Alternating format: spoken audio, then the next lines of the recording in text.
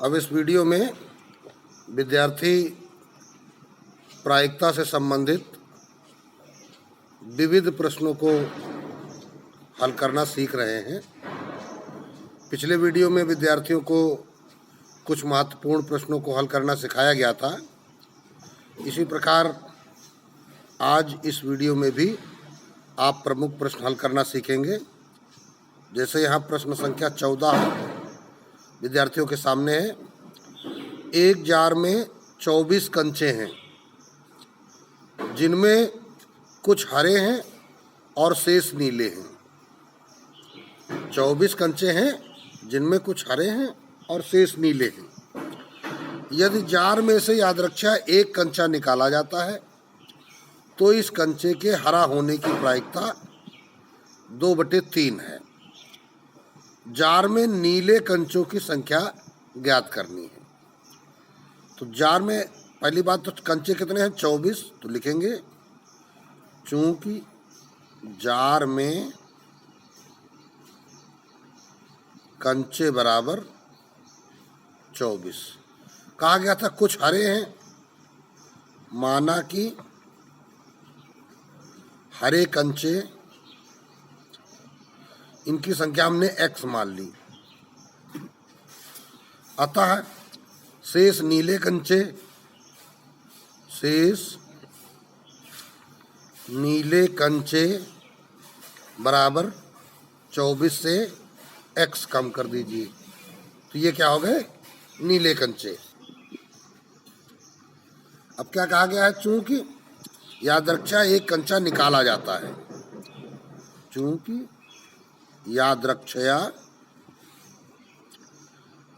एक कंचा निकाला जाता है, इसलिए इस कंचे के हरे होने की प्रायिकता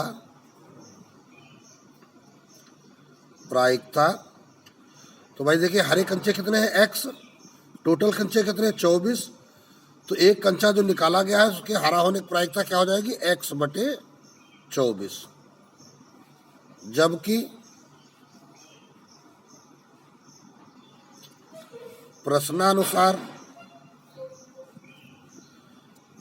कंचे के हरे होने की प्रायिकता। अब देखिए प्रश्न ने क्या कहा था? हरे होने की प्रायिकता कितनी है? 2/3 है। तो प्रश्न के अनुसार 2/3 है और जब तुमने निकाला तो x/24 है। तो इसका मतलब जो तुमने निकाला, जो प्रश्न ने बताया, इनको बराबर कर दो। इसलिए x/24 बराबर 2/3। अब इसको ही हल करना है। 3x बराबर 24 दूनी 48। x बराबर 3 का भाग लगा दोगे 16। तो x आ गया 16। x क्या था? हरे कंचे। तो अतः हरे कंचे बराबर 16 तथा नीले कंचे बराबर 24 - 16 तो बराबर 8। और ये आपका आंसर हो गया।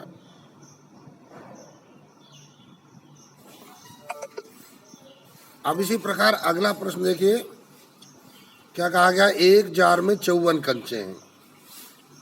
प्रश्न संख्या है 15। चूंकि जार में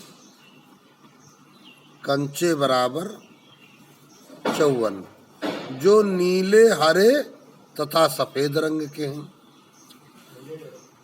जार से नीले कंचे चुनने की याद रखिए प्रायिकता 1/3 है। तो लिखेंगे क्या? जार से नीले कंचे चुनने की याद रक्षया प्रायिकता बराबर 1/3 तथा हरे कंचे के चुनने की हरे कंचे के चुनने की यादृच्छिक प्रायिकता 4/9 है। तो कह रहा है जार में कितने कंचे हैं। तो अब लिखेंगे अतः माना कि जार में नीले हो गए, हरे हो गए और सफेद के बारे में पूछा गया है। जार में सफेद कंचे बराबर कितने x। तो इसका मतलब क्या हो जाएगा इसलिए सफेद कंचे चुनने की यादृच्छिक प्रायिकता क्या हो जाएगी x/54। कुल 54 है ना कंचे। तो सफेद कंचे कितने हैं x। तो एक कंचा जो हमने चुना है उसके सफेद होने की प्रायिकता x/54 हो जाएगी। और एक बात ध्यान रखिए, इस जार में चूंकि नीले, हरे और सफेद 3 ही प्रकार के कंचे हैं, 3 ही प्रकार के कंचे हैं। तो इसका मतलब हो गया कि तीनों प्रकार की जो प्रायिकता हम निकालेंगे उनका टोटल 1 होना चाहिए। संपूर्ण प्रायिकता जो होती है वो कितनी होती है 1 होती है। चूंकि संपूर्ण प्रायिकता, जिसको हम निश्चित प्रायिकता भी कहते हैं, वो होती है 1। इसका मतलब क्या हो गया कि 1/3 जो नीले वाले की प्रायिकता थी, 4/9 जो कि हरे कंचों की प्रायिकता थी, और x/54 जो कि सफेद कंचे होने की प्रायिकता थी। इन सब का योग होगा 1। अब इसको ही हल कर देंगे, x की वैल्यू निकल आएगी।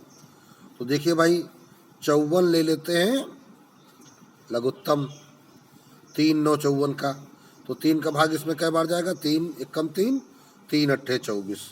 तो 18 एकम 18, 9 6 का 54, तो 4 छंग 24, 54 एकम 54, तो x एकम x बराबर 1। अब 54 का तिरछा गुणा हो जाएगा तो इधर हो जाएगा 54 और इधर 8 4 12, 2 1 3 1 4 प्लस x। तो x बराबर 54 - 42। तो इस प्रकार x की वैल्यू आ गई कितनी 42 और 12 54, x बराबर 12 आ गया। तो अब हम क्या कहते हैं, अतः जार में सफेद कंचे बराबर 12। जार में सफेद कंचे बराबर 12। और ये प्रश्न आपका कंप्लीट हो जाता है। अब अगला प्रश्न देखते हैं। मान लीजिए कि आप एक पासे को आकृति में दर्शाए गए आयताकार क्षेत्र में यादृच्छिक रूप से गिराते हैं। ये एक आयताकार क्षेत्र दिया गया है और इसी एरिया में पासे को फेंकते हैं। इसकी क्या प्रायिकता है कि वह पासा 1 मीटर व्यास वाले वृत्त के अंदर गिरेगा। ये अंदर एक वृत्त बना हुआ है, इसका व्यास 1 मीटर है और ये जो आयताकार क्षेत्र है यहाँ लंबाई 3 मीटर और चौड़ाई 1 मीटर है। तो जब पासा फेंका जा रहा है तो वो पासा यहाँ भी गिर सकता है, यहाँ भी गिर सकता है, यहाँ भी गिर सकता है, यहाँ भी गिर सकता है। हम फेंकेंगे यहाँ भी गिर सकता है, यहाँ भी गिर सकता है, यानी इस पूरे क्षेत्र में कहीं भी गिर सकता है। तो कह रहा है कि इस बात की प्रायिकता बताओ कि इस वृत्त के अंदर गिरेगा। तो देखिए ये क्षेत्र से संबंधित प्रश्न है, तो यहाँ पर आपको क्षेत्रफल ज्ञात करना पड़ेगा। तो लिखते हैं, प्रश्न संख्या है 17। चूंकि आयताकार क्षेत्र की लंबाई कितनी है 3 मीटर और चौड़ाई कितनी है 2 मीटर इसलिए क्षेत्र का क्षेत्रफल ये हो जाएगा 3 इंटू 2 6 मीटर स्क्वायर। अब देखिए इसके अंदर क्या है, वृत्त दर्शाया गया है, तो वृत्त का व्यास दिया गया है 1 मीटर, तो इसलिए त्रिज्या r कितनी हो जाएगी 1/2 मीटर। अतः वृत्त का क्षेत्रफल क्या सूत्र होता है, पाई r स्क्वायर, अर्थात 22/7 इंटू 1/2 का स्क्वायर, तो हो जाएगा 22/7 इंटू 1/4, तो 2 दूनी 4 और 2 11 22, तो ये आ गया 11/7 दूनी 14 मीटर स्क्वायर। ये आ गया वृत्त का क्षेत्रफल। अब जो पासा फेंका जा रहा है वो इस क्षेत्र में गिर रहा है और टोटल क्षेत्र कितना है 6, ठीक। तो अब लिखेंगे क्या, पासा फेंकने पर वृत्ताकार क्षेत्र में गिरने की प्रायिकता, गिरने की प्रायिकता, तो बराबर हो क्या जाएगा, वृत्त का क्षेत्रफल बटे आयत का क्षेत्रफल। भाई देखिए आयत क्या है, कुल एरिया है और उस कुल क्षेत्र में एक अंदर वृत्त बना हुआ है, तो वृत्त का क्षेत्रफल कितना है 11/14 और बटे आयत का क्षेत्रफल, मतलब अब इसको कह सकते हो तुम भागित 6, या तो फिर हम इसको इस प्रकार लिखे होते कि 11/14 और ये बटा हम लगाते तब बटे 6 लिखते, इस प्रकार यहाँ पे लिखते, मेन बटा ये होगा। तो ऐसे भी लिख सकते हैं, ऐसे भी लिख सकते हैं, तो बराबर 11/14 और 6 का भागोरत पलट के गुणा हो जाएगा, ठीक है ना, 1/6, तो इस प्रकार ये कितना आ गया 11/14 छंग 84। यही इसकी प्रायिकता हो गई कि पासा जो है कहाँ गिरेगा, वृत्ताकार क्षेत्र में, तब इसकी प्रायिकता 11/84 होगी। अब अगला प्रश्न क्या है, निम्न चित्र में बिंदु ए बी सी डी चारों वृत्तों के केंद्र हैं, ये फिगर दिया गया है, प्रत्येक की त्रिज्याएं 1 इकाई है। त्रिज्या कितनी है प्रत्येक की 1, अगर इधर की त्रिज्या 1 है और इधर की भी त्रिज्या 1 है, तो इसका मतलब क्या हो गया, इस जो वर्ग ए बी सी डी बना हुआ है इसकी भुजा 2 हो गई। तो लिखेंगे क्या, 18 नंबर प्रश्न है, प्रश्नानुसार आकृति में ए बी सी तथा डी चारों वृत्तों के केंद्र हैं तथा प्रत्येक वृत्त की त्रिज्या कितनी है 1 इकाई, ठीक है ना। अब इकाई का मतलब हो गया वो सेंटीमीटर हो चाहे मीटर हो कुछ भी हो, तो इसलिए वर्ग या वृत्तों के केंद्रों को मिलाने पर, वृत्त के केंद्रों को जब मिला दिया गया तो क्या बन गया, वर्ग बन गया, बने वर्ग की भुजा बराबर। तो भाई देखिए अभी हमने फिगर में क्या देखा था, इधर 1 और इधर भी 1, तो भुजा कितनी हो गई 2, वर्ग की भुजा हो गई 2 इकाई।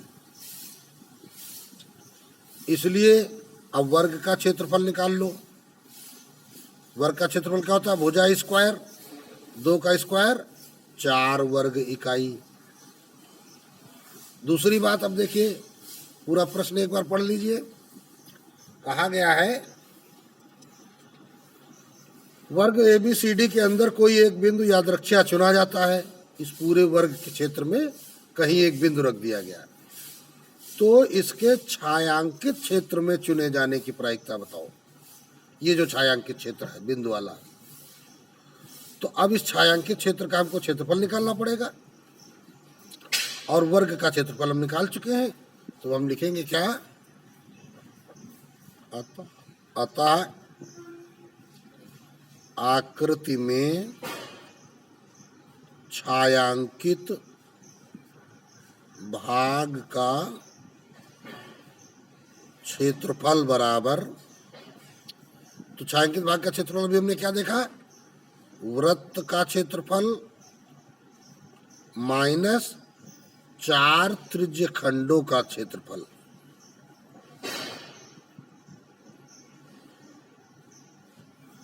चाहो तो फिगर देख लो। ये देखिए, ये वर्ग का क्षेत्रफल, सॉरी हमने यहाँ वृत्त लिख दिया हुआ है, ये है वर्ग का क्षेत्रफल, ठीक है ना। ये जो पूरा वर्ग बना हुआ है, इसका क्षेत्रफल में से हमको ये 1 2 3 4 ये चारों त्रिज्यखंड निकाल करके बाहर कर देने हैं, ठीक है। और चाहो तो ये भी कह सकते हो कि भाई देखिए जो त्रिज्यखंड बना हुआ है 90 डिग्री का बना हुआ है, इधर भी ये 90 डिग्री का है, ये भी 90 डिग्री का है, ये भी 90 डिग्री का है, तो ये चारों त्रिज्यखंड मिलकर के एक वृत्त के क्षेत्रफल के बराबर हो जाएंगे। देखो भाई, ये रेखा हमने इधर खींची, ये रेखा हमने इधर खींची, तो ये वृत्त के 4 बराबर भाग हो गए। तो अब ये वाला भाग यहाँ आ गया, ये वाला भाग यहाँ आ गया, ये वाला भाग यहाँ आ गया, तो ये 4 त्रिज्यखंड बन गए एक वृत्त। तो इसको हम क्या कह सकते हैं, वर्ग का क्षेत्रफल 4 माइनस 4 त्रिज्यखंड क्या बन जाएगा, वृत्त का क्षेत्रफल, एक वृत्त, ठीक। तो 4 माइनस पाई ऑफ त्रिज्या कितनी थी 1, तो 1 स्क्वायर, तो ये बन गया कितना 4 माइनस पाई की वैल्यू रख दो 22/7, तो 7 चौक 28, 28 में चले गए 22, 6/7 वर्ग इकाई। ये निकल आया छायांकित भाग। अब इसी छायांकित भाग में तुम्हें बिंदु होने की प्रायिकता ज्ञात करनी है, ठीक है ना। यही पूछा गया था तुमसे। देखिए प्रश्न में क्या पूछा गया है, यादृच्छिक चुना जाता है एक बिंदु, तो इसके छायांकित क्षेत्र में चुने जाने की प्रायिकता ज्ञात कीजिए। तो अब लिखेंगे क्या, आता है चुने गए बिंदु के छायांकित भाग में होने की प्रायिकता। तो अब छायांकित भाग का क्षेत्रफल कितना है 6/7, और बटे टोटल क्षेत्रफल कितना था वर्ग का 4, तो अब ये हो जाएगा 6/7 इंटू 1/4, 4 को पलट दिया। अब देखो 2 दूनी 4, 2 3 6 कट गया, तो ये बराबर कितना आ गया 3/14, और यही हो गई आपकी प्रायिकता, और ये प्रश्न कंप्लीट हो गया। अब इसी प्रकार एक महत्वपूर्ण एग्जाम्पल है तुम्हारी बुक में, इसको भी आपको ध्यान से देखना चाहिए, समझना चाहिए। एक म्यूजिकल चेयर खेल में जो महिला संगीत बजा रही थी, उसको सलाह दी गई कि संगीत प्रारंभ होने के 2 मिनट के अंदर कभी भी संगीत बंद कर दे।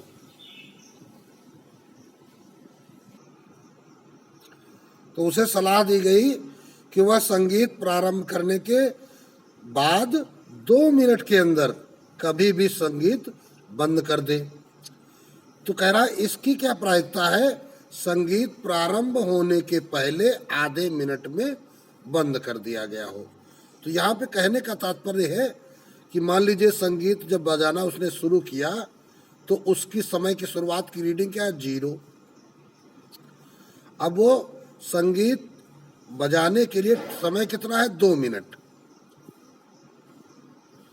तो 0 से लेकर 2 मिनट के बीच में वो कहीं भी रोक सकती है।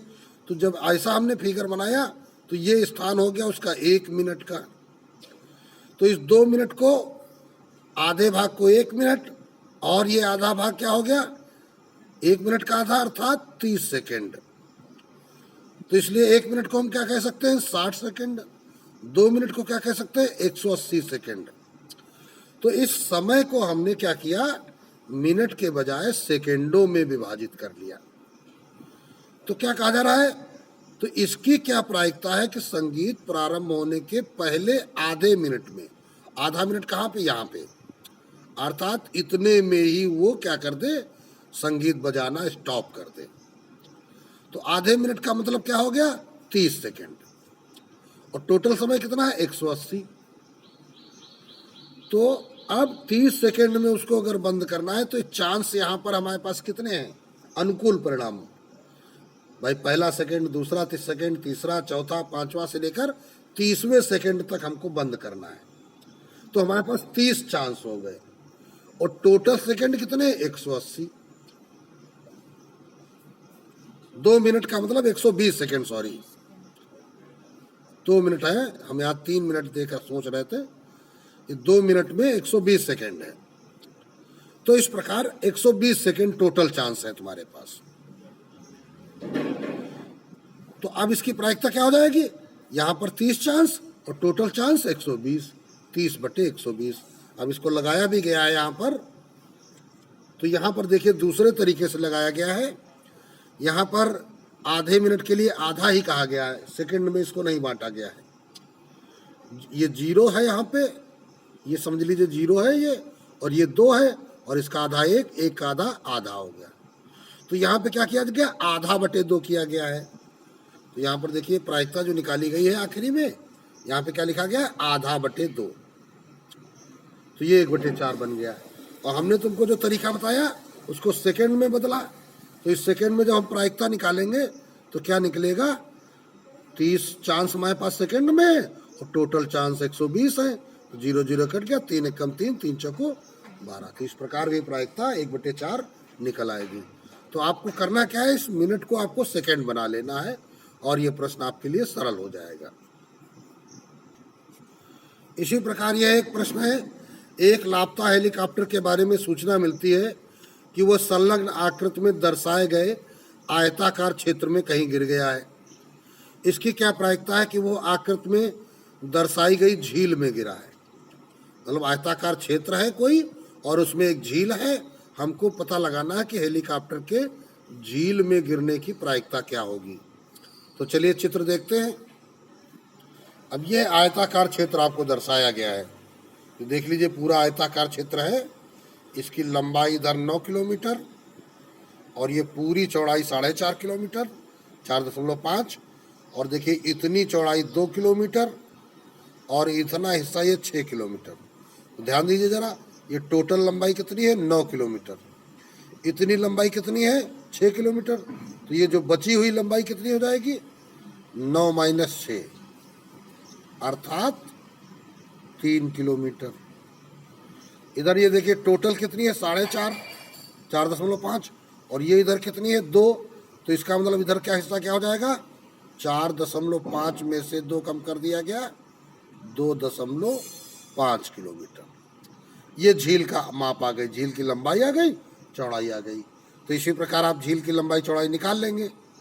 तो लिखेंगे क्या, प्रश्नानुसार आकृति में आयताकार क्षेत्र की लंबाई बराबर 9 किलोमीटर, चौड़ाई बराबर 4.5 किलोमीटर। इसलिए इस क्षेत्र का क्षेत्रफल लंबाई गुणी चौड़ाई, तो लंबाई गुणी चौड़ाई कितना आ जाएगा आपका, ये आ जाएगा 9 × 4.5, तो बराबर 9 × 45 और 9 × 36, 4 40.5 मीटर स्क्वायर, ये आ जाएगा। फिर लिखेंगे क्या, आकृति में झील की लंबाई, तो झील की लंबाई बराबर 9 - 6, 9 - 6 बराबर 3 किलोमीटर, तथा झील की चौड़ाई 4.5 - 2, तो 4.5 - 2 बराबर 2.5 किलोमीटर। अतः झील का क्षेत्रफल अब जब झील का क्षेत्रफल आप निकालेंगे, ये काय का था, आयताकार क्षेत्र का क्षेत्रफल, और फिर इसके बाद निकालेंगे क्या, झील का क्षेत्रफल। तो ये हो जाएगा कितना, 3 किलोमीटर गुणित 2.5, तो 3 × 5 = 15 और 3 दूनी 6, 1 7.5 किलोमीटर स्क्वायर। ये दिया गया है किलोमीटर में, तो किलोमीटर स्क्वायर होगा। ठीक, तो अब क्या करना है, झील में हेलीकॉप्टर गिरने की प्रायिकता ज्ञात करनी है। तो क्या लिखेंगे, हेलीकॉप्टर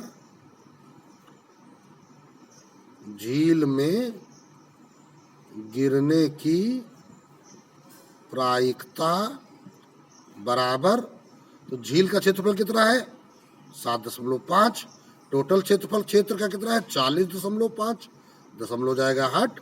अब इसको ही सरल कर देना है।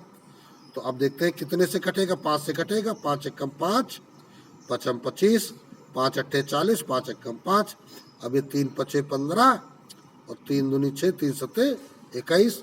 तो रिजल्ट कितना आ गया, बराबर 5/27। तो इस प्रकार हेलीकॉप्टर के झील में गिरने की प्रायिकता 5/27 हो जाती है, और ये प्रश्न आपका कंप्लीट हो जाता है। तो इस प्रकार विद्यार्थियों ने प्रायिकता से संबंधित लगभग अधिकांश प्रश्नों को हल करना सीख लिया है। अब इसके बाद प्रश्नों को विद्यार्थी स्वयं हल करेंगे। यदि फिर भी कोई समस्या उत्पन्न होती है तो अपनी कक्षाओं में अध्यापक से जानकारी कर उसका हल प्राप्त करें।